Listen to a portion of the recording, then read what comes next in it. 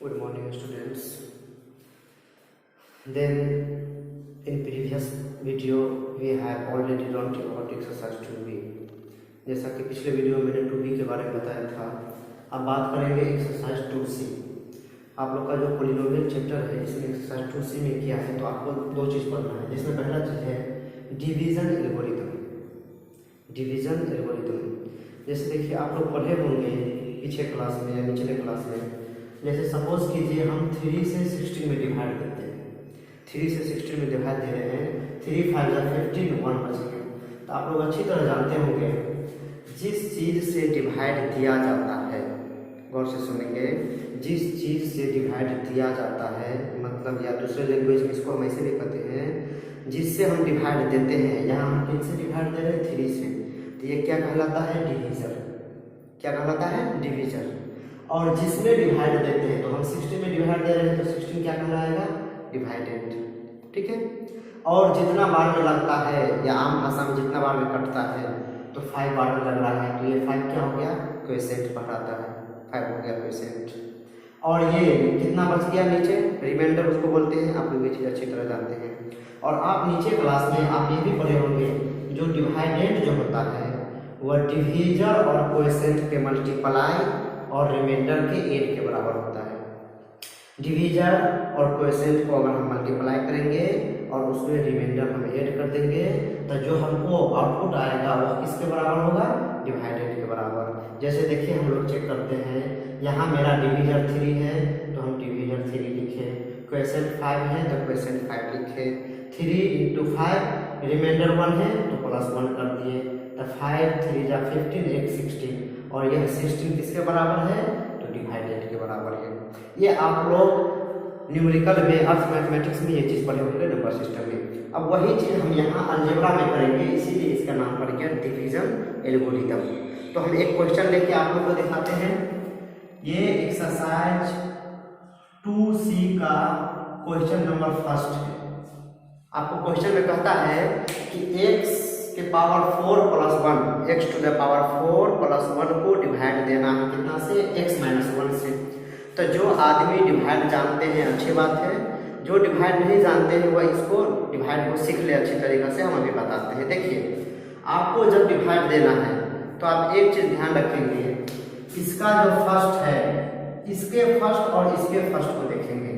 Divided का first letter, divided का first term और डिवीजर का फर्स्ट टर्म देखो, तो हमको देखने से ये पता चलता है यहाँ x है और यहाँ x के पावर 4 है।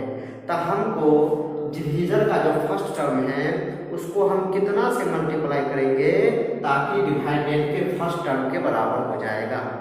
आई रिपीट, डिवीजर का जो फर्स्ट टर्म है उसको हम कितना से मल्टीप्लाई करें ताकि वह डिवाइडेड का फर्स्ट टर्म बन जाए।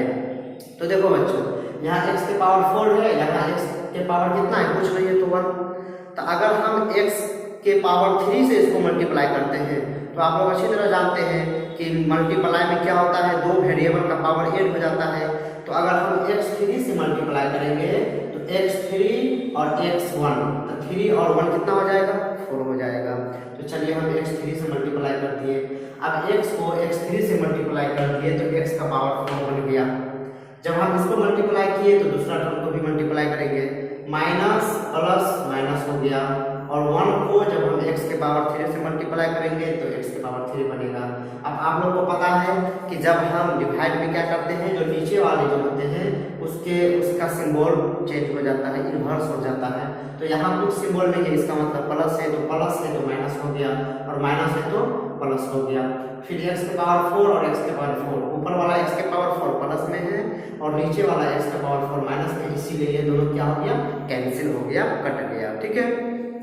अब यहाँ देखो, ये जो पुराना सिंबल है x के पावर क्यू का पुराना सिंबल माइनस है, और सिंबल चेंज होने के बाद नया सिंबल प्लस बन गया, तो पुराना सिंबल जो होता है वह खत्म हो जाता है। तो अब हम यहाँ क्या लिखेंगे? x क्यू नीचे उतारेंगे, फिर आपका ये +1 बचा है, इस +1 को भी उतार दिए। फिर उसी चीज को रिपीट करना है, यहाँ x है, यहाँ x का पावर 3 लाना है, तो x² से मल्टीप्लाई कर दो, तो x³ - x² बनेगा। -1 को x² से मल्टीप्लाई करेंगे तो -x² बनेगा। ये कैंसिल हो जाएगा। उसी तरह मैंने क्या किया, इस पूरे डिवाइड को कंप्लीट कर दिया। तो देखिए जब हम दिए तो यहाँ पे x माइनस वन क्या हो गया, आपका डिवीजन हो गया। डिवीजन कितना हो गया, x माइनस वन। ये पूरा आपको क्या बन गया, कोएफिशिएंट बन गया। ये पूरा हो गया आपको कोएफिशिएंट, है ना। ये क्या बन गया, पूरा डिवीजन बन गया, ठीक है। और आपको ये x4 प्लस 1 डिवाइडेंड है, रिमाइंडर यहाँ पे 2 बच गया। तो चलिए अब हम इस एल्गोरिदम को, है ना, डिवीजन एल्गोरिदम को वेरीफाई करके देखते हैं। तो देखिए आपका डिवीजन कितना है, x माइनस वन। क्वेश्चन कितना है, x cube plus x square plus x plus one. तो इस दोनों को हम मल्टीप्लाई किए तो इतना आ गया। आप लोग देखिए मल्टीप्लाई जानते ही होंगे, पहले इस टर्म को इस पूरा से मल्टीप्लाई करेंगे, है ना। अब इसके बाद फिर इस टर्म को इस पूरा से मल्टीप्लाई करेंगे, ये दोनों आएगा। यहाँ देखिए एक्स क्यूब प्लस में हो गया, एक्स क्यूब माइनस में है, कैंसिल हो गया। इसी तरह एक्स स्क्वायर प्लस में है, एक्स स्क्वायर माइनस में, कैंसिल हो गया। एक्स प्लस में है, एक्स माइनस में, कैंसिल हो गया। यहाँ माइनस वन और ये प्लस टू, रिमाइंडर वाला प्लस टू है, तो 2 और माइनस कितना हो गया, 1। तो x के पावर 4 और प्लस 1 यहाँ पे आपको बच गया। तो ये जो है x के पावर 4 प्लस 1 वह किसके बराबर है, डिवाइडेंड के बराबर है। तो अलजेब्रा में भी हमने यहाँ देखा कि ये रूल आपका, ये जो डिवीजन एल्गोरिथम है वो प्रूव हो गया। डिवाइडेंड जो होता है वह डिवीजन और क्वोशिएंट के मल्टीपल और रिमाइंडर को ऐड करने से जो आता है वह डिवाइडेंड के बराबर हो जाता है। तो ये आपका एक चीज था आपको एक्सरसाइज 2C में। इसके अनुसार मैंने आपको क्वेश्चन नंबर फर्स्ट कर दिया 2C का। ये जो है एक्सरसाइज 2C का पहला नंबर क्वेश्चन है, जिसमें आपको डिवाइड देकर और ये निकालने करता है। इस क्वेश्चन में एक पार्ट और है, verify the reminder f1, verify the reminder of f1। तो इसमें क्या करना है, आपका जो ये आपका जो डिवाइडेड है उसमें क्या करना है, उसमें x के जगह 1 वैल्यू रखना है और x के जगह हम 1 वैल्यू रखेंगे तो उसका जो रिमाइंडर होगा वह इस रिमाइंडर के बराबर होगा। यहाँ जो रिमाइंडर को आया है इस रिमाइंडर के बराबर होगा, ठीक है। एक चीज ये था आपको डिवीजन एल्गोरिथम, ठीक है। दूसरा है रिमाइंडर थ्योरम।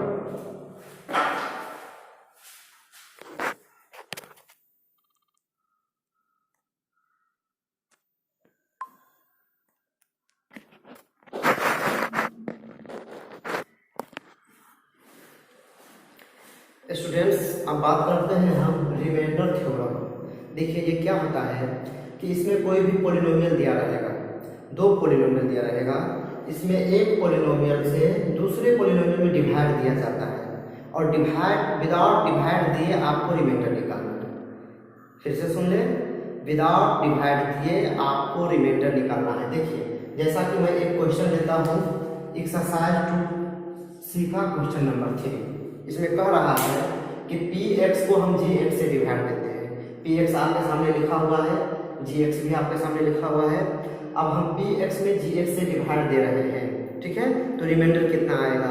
अब आपको विदाउट डिवीजन, है ना, बिना डिवाइड दिए आपको रिमाइंडर निकालना है। तो देखिए क्या कीजिएगा, अब gx ये जो है x माइनस 1, gx से हम इसमें क्या दे रहे हैं, px में डिवाइड दे रहे हैं। इसका मतलब ये जो क्या है, डिवीजन है, इसका मतलब ये डिवीजन है। तो हम क्या करेंगे, इसका सबसे पहले जीरोज निकाल लेंगे। पिछले वीडियो में एक्सरसाइज 2B के वीडियो में मैंने जीरोज निकालना आप लोगों को सिखा दिया था। जो डिवीजन होगा इसको हम जीरो कर देंगे। यहाँ gx क्या है, डिवीजन है, gx से हम डिवाइड लगा रहे हैं px में, तो gx को हम जीरो कर दिए। gx का वैल्यू कितना है, x minus 1, then x minus 1 equal to 0। तो x का वैल्यू कितना आ गया, 1। यहाँ पे आपको x का वैल्यू मिल गया 1। अब इस 1 को हम क्या करेंगे, px में पुट करेंगे। इस x इक्वल टू 1 को हम कहाँ पुट करेंगे, px में पुट करेंगे, डिवाइडेड में। px क्या है, डिवाइडेड है। तो देखिए आपका px कितना दिया हुआ है, अब px दिया है तो p1 निकाल लीजिए। अब यहाँ आप क्वेश्चन कीजिएगा कि सर ये p1 कहाँ से आए, तो यहाँ हम x का वैल्यू 1 कहाँ से ले रहे हैं, तो ये जीरोज है 1। इस क्वेश्चन में डिवीजन का जीरोज कितना आया है, 1 आया है। तो इस 1 को हम कहाँ पुट करेंगे, ये पॉलिनोमियल में पुट करेंगे px में, जिसे यहाँ पे डिवाइडेड कहा गया है, डिवाइडेड में पुट करेंगे। तो जब हम यहाँ 1 वैल्यू पुट करते हैं तो 1 का क्यूब माइनस 6 इंटू 1 का स्क्वायर प्लस 9 इंटू 1 प्लस 3 हम सोल्व करेंगे तो कितना आ गया 7। और ये जो आपको 7 आया है 7 आया है यही क्या कहलाता है रिमाइंडर कहलाता है। तो समझ गए किस तरह हम रिमाइंडर थ्योरम, यही रिमाइंडर थ्योरम कहलाता है जिसमें विदाउट डिवाइस दिए